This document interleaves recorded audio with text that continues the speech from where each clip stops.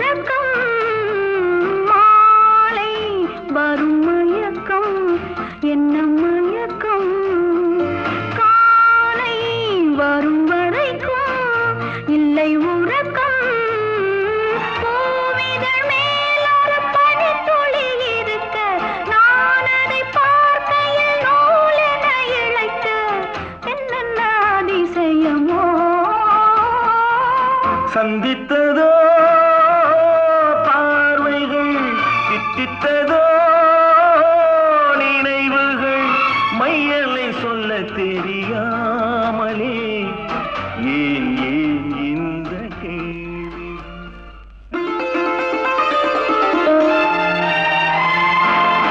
எங்கே